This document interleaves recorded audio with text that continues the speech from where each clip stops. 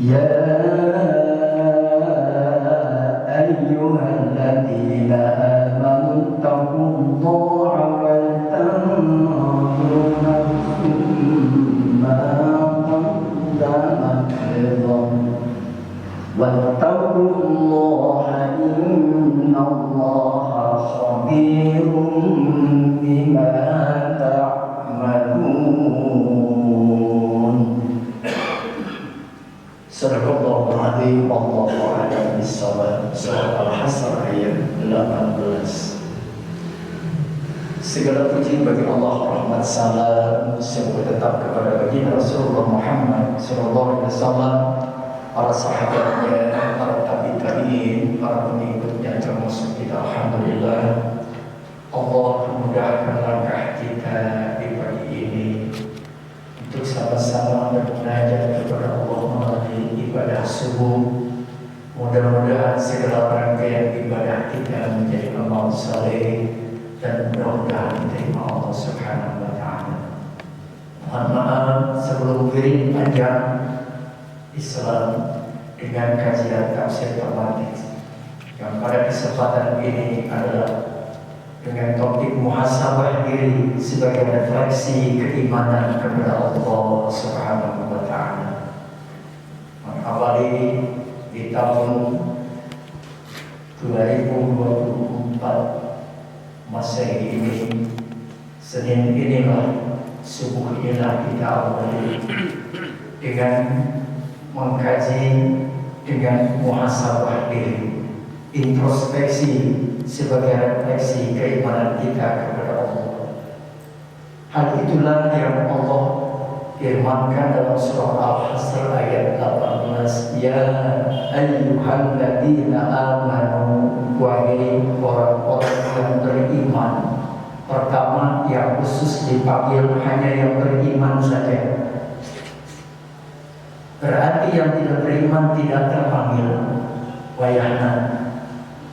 Yang kedua, orang yang beriman dianjurkan untuk bertakwa, untuk meningkatkan ketakwaan kita kepada Allah.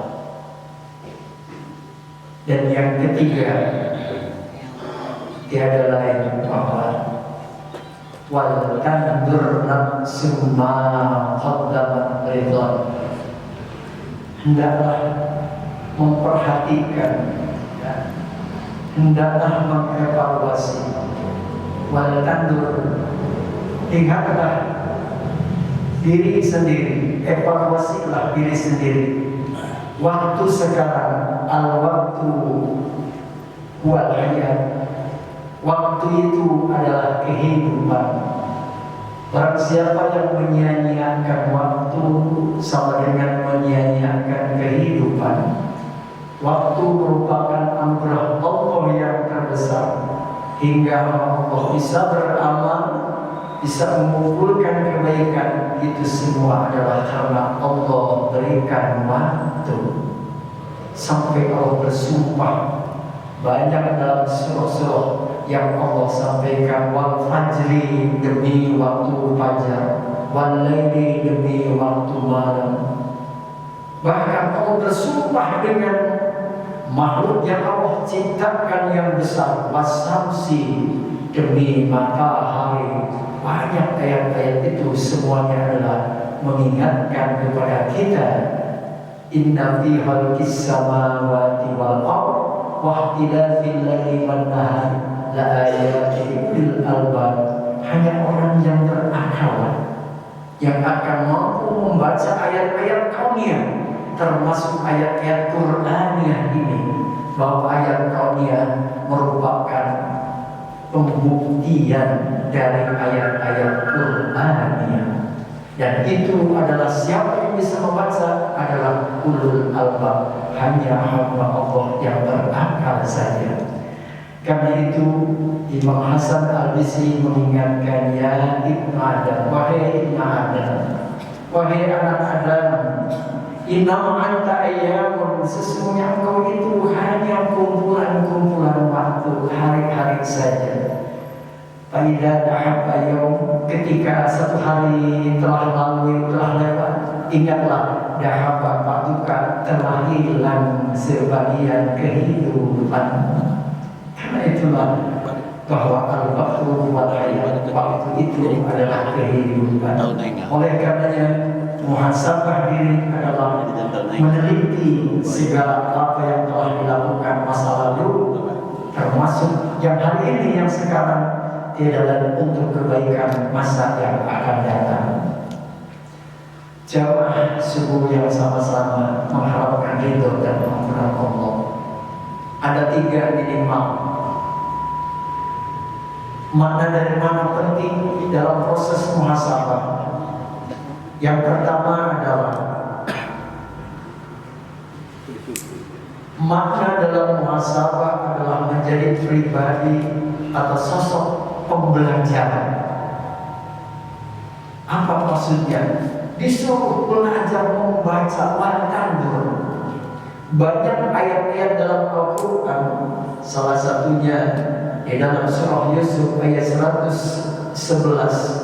Laqad kana fi qasasihim ibratun liulil albab. Banyak kisah-kisah dalam Al-Quran bagaimana mempelajari, membaca umat-umat terdahulu. Ada yang Allah hancurkan, ada yang Allah selamatkan, dari mulai kaum Nabi Nuh, kaum Ad, kaum Samud, hatta kaum Nabi Musa, sampai kepada seorang umat Nabi Musa yang soleh. Awalnya siapa itu? Qarun. Soleh dia awalnya, tapi karena dia diberi kekayaan menjadi tidak soleh, ini yang tidak bersyukur, akhirnya oleh Allah ditenggelamkan di bumi. Kalau Fir'aun ditenggelamkan di laut, kalau Qarun ditenggelamkan di daratan. Tapi sama-sama ditelan itu sama bumi. Subhanallah. Karena itulah sosok pembelajar terus untuk senantiasa berpikir sampai mampu mengakumulasikan ilmu yang didapatinya itu agar bisa diamalkan. Pantas kalau Allah menyatakan ya Rabbil ladina amanu minkum waladina utul ilma darajat, ditinggikan ini orang yang berilmu itu, ditinggikan orang pembelajar itu.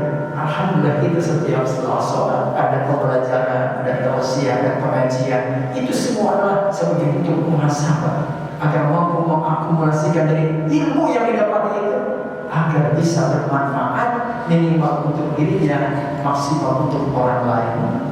Maka ilmu itu adalah tiada lain penebar rahmat Allah Subhanahu.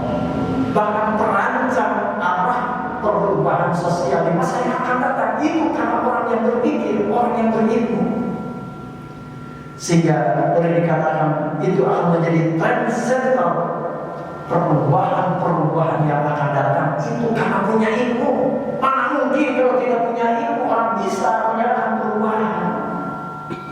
Oleh karenanya dalam masalah satu, bahwa isi makna muhasabah, jadilah kita menjadi seorang terus menjadi pembelajar, mengevaluasi apa yang menjadi kekurangan dari hari ini agar lebih baik dari hari esok. Karena minimal ada 3 hari ini kenyataan, hari esok yang belum tentu, dan hari esok yang lebih jauh lagi adalah akhirat.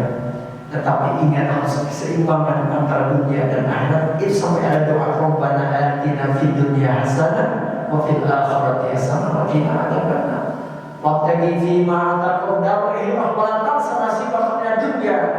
Tujuan utama adalah akhirat, tapi ingat jangan lupa kehidupan dunia. Ini menunjukkan keseimbangan.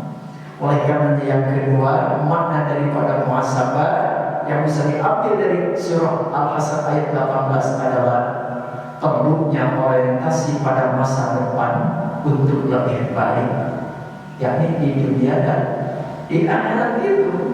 Karena itu sebenarnya dengan banyak peringatan Allah, inna nahnu nuhyil mauta wa naktubu ma qaddamu wa atharahum wa kulla shay'in ahsaynahu fi imamin mubin. Itu dalam surah Yasin ayat 12.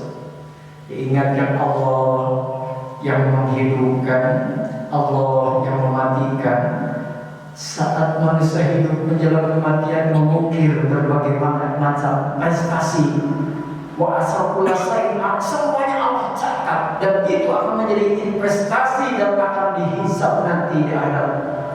Wa may ya'mal mithqala dzarratin khairan yarah, wa may ya'mal mithqala dzarratin syarran yarah. Tapi itu semuanya akan tercover, tidak akan ada yang luput dari pengawasan Allah. Oleh karena inilah isi dalam muhasabah yang pertama, jadilah pembelajar, dan yang kedua, jadilah yang hamba Allah yang memiliki orientasi pada masa depan lebih baik daripada hari-hari yang telah dilaluinya. Dan yang ketiga adalah muhasabah untuk mendorong untuk berprestasi. Maksudnya apa? Teruslah belajar dari apa yang sudah dikerjakan itu akan lebih baik. Kenapa? Berdasar kepada 3 atau 4 hal ini tujuan manusia diciptakan sebagai khalifah di muka bumi, yang tentu harus mampu mengatur laju jalannya kehidupan ini. Dan yang kedua, berdasar karena manusia dianjurkan untuk membaca kemahabesaran, kemahagungan Allah, sehingga dengan mampu membaca keagungan kemahabesaran Allah, muncullah pada dirinya mensyukuri nikmat Allah. Ini hari ini dengan hitungan 2024 berarti umur kita sudah tambah secara jumlah, tapi secara jatah sudah berkurang. Dalam kondisi sehat walafiat, sadar pikiran pun normal, mata masih bisa melihat dengan jelas, telinga masih bisa mendengar dengan jelas, mulut pun masih bisa berumat kami. Subhanallah, anugerah terbesar dari Allah. Apalagi bisa berzikir dan melaksanakan ketaatan kepada Allah. Oleh karenanya, inilah tugas kita. Tujuan dari manusia Allah ciptakan satu, agar manusia ibadah, hanya untuk ibadah. Yang kedua, menjadi khalifah untuk bisa mengatur segala tatanan kehidupan ini, membuktikan nilai-nilai pesan Allah bahwa kita ini sebagai khalifatullah. Dan yang ketiga, itu amanah Allah. Karena itulah figurlah amanah ini dengan sebaik-baiknya. Sebab apa yang Allah amanahkan semuanya akan diminta pertanggungjawabannya. Subhanallah. Oleh karenanya, sebagai bentuk syukur atas nikmat Allah, maka orang yang cerdas itu ternyata orang yang pandai bersyukur. Wa idza da'akum la in syakartum la azidanakum wa in kafartum inna adabi lasyadid. Jadi orang yang cerdas itu adalah orang yang pandai bersyukur. Subhanallah. Lain halnya kalau sahabat Nabi ditanya, ya Rasul, siapakah itu yang cerdas dan siapakah yang bodoh? Maka Rasul katakan yang cerdas mayyashir dzikrullah, banyak mengingat akan kematian dan banyak menghimpun sehari-harinya, menghimpun amal untuk bekal nanti setelah kematian adalah meyakininya alam akhirat, alam yang panjang, sampai Allah firmankan 1 hari akhirat itu sama dengan 1000 tahun di alam dunia. Jadi kalau usia Bapak sekarang berapa? 60, 70. Itu kalau dihitung dengan usia anak 60 saja setengahan, Pak. Kalau usia kita 70 tahun atau 60 tahun itu di air rumahnya jam 1 jam setengah. Karena itu dunia ini hanya waktu yang sangat mahal. Anugerah Allah. Ukirlah watantur nafsu ma qaddamat lighad wattaqullaha innallaha khabirum bima ta'malun. Subhanallah.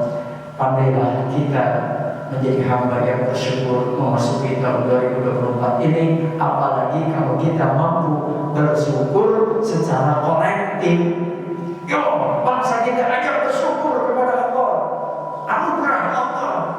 Ini sudah masuk di tahun 2024. Ayolah, jadilah kita menjadi seorang pembelajar yang mampu mengintrospeksi dan mampu orientasi melihat menatap ke depan yang lebih baik. Dan yang ketiga tentu adalah pandai untuk mempersiapkan menjadi hamba bermanfaat baik untuk dirinya, apalagi bisa bermanfaat untuk orang lain. Karena itulah tadi Hasan al-Basri mengingatkan wahai Ibnu Adam, kamu itu tiada lain adalah merupakan kumpulan dari hari-hari. Kalau satu hari sudah dilewati, jatah hidupmu atau kehidupanmu sudah hilang. Apa yang telah dikerjakan hari kemarin, ada yang bermanfaat untuk diri atau kosa menjadi rugi. Sampai Rasul katakan, kalau hari ini kamu sama seperti hari kemarin, itu masih dikategorikan rugi. Apalagi kalau hari ini lebih jelek, kurang daripada hari kemarin, wah itu adalah boleh dikatakan itu keterlaluan. Tentunya kita berharap hari esok di dunia ini yang dekat, termasuk hari esok akhirat kelak, tentu menjadi hamba yang muflihun, hamba yang beruntung. Tentu satu, luruskan akidah. Sebagaimana suruh kemarin saya jelaskan, alladzina lam yalbisuna imanahum bidzulmin ulaika lahumul amnu wa hum muhtadun. Yang mendapatkan dua jaminan Allah, kedamaian di hari mahsyar dan petunjuk Allah, salah satunya orang yang tidak pernah berbuat dolim, yakni tidak pernah mendolimi dirinya, tidak pernah dolim kepada Allah dengan musyrik, tidak pernah mendolimi dan memikir prestasi ibadah yang lebih baik lagi hingga akhir hayat kita dengan husnul khatimah. Allahumma shalli wa barik ala hamdan syakirin dan amin hamdan wa fi'an wa yukafi masjidahu ya rabbana lakal hamd kama yanbaghi li jalali wajhika al-karim wa ali sultan. Allahumma ya rabbana, di subuh yang kau rahmati ini, bersungguh mensyukuri nikmat, memuji kebesaran, mengagungkan kemuliaan ya Rabb. Ampunilah kesalahan apabila ada kesalahan kami di tahun ini yang belum kami taubati. Ada hal-hal yang kau larang belum kami bisa bertaubat.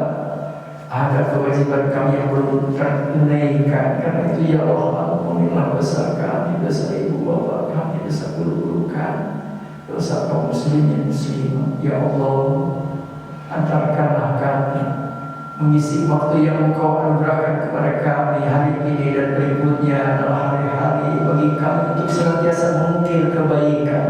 Tambahkanlah ilmu kepada kami agar kami tetap menjadi orang yang mampu muhasabah, memperbaiki diri. Tidaklah kami ingin menjadi hamba yang bertakwa sebagaimana Engkau anjurkan ya Allah. Ya Rahman, kuatkanlah langkah kami untuk senantiasa taat. Kuatkanlah langkah kami agar kami senantiasa menjauhi larangan-Mu ya Allah.